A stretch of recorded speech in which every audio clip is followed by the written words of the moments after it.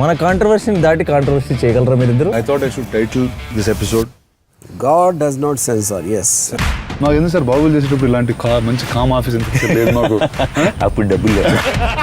And on the last చెప్పాల్సిన ఒకే ఒక మాట, చాలా అన్ఫార్చునేట్ ఈవెంట్ అండి. We're extremely sorry. మాకు అసలు జెన్యున్గా తెలియని విషయం ఇది. నేను సంధ్యా థియేటర్కి సినిమా చూస్తానికి వెళ్ళాను.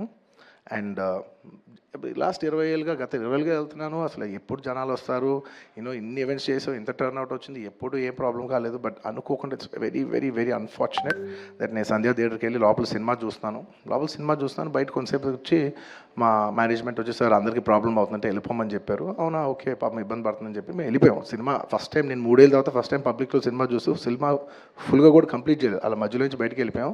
బట్ నాకు అర్థమైంది రెస్పాన్స్ బట్టి, దాన్ని బట్టి సినిమా మంచి పెద్ద హిట్ అయిందని.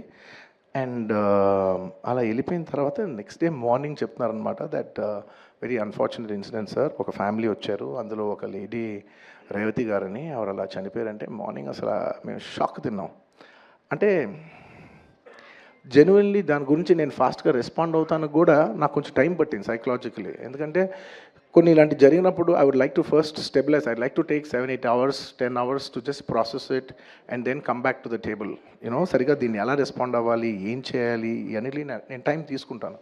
సో అలాగా వెన్ వీ హర్డ్ దట్ ఇలా వాళ్ళ ఫ్యామిలీకి ఏదైనా అయింది, ఒక లేడీకి అలా అన్ఫార్చునేట్గా చనిపోయింది అన్న వెంటనే we all blanked out. Honestly, we all blanked out. ఎందుకంటే సుకుమార్ గారు got very emotional.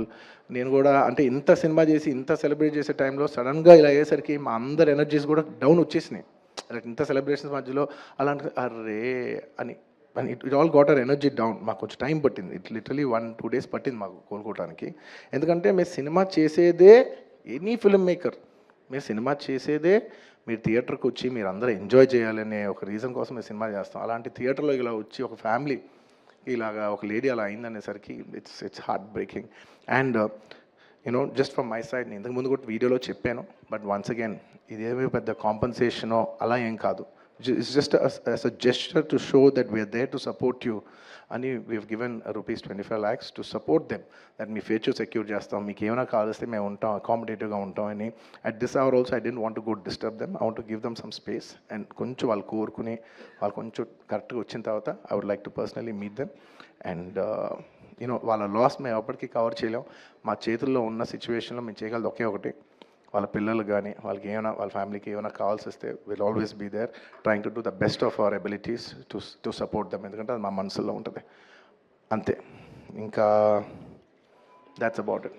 Thank you.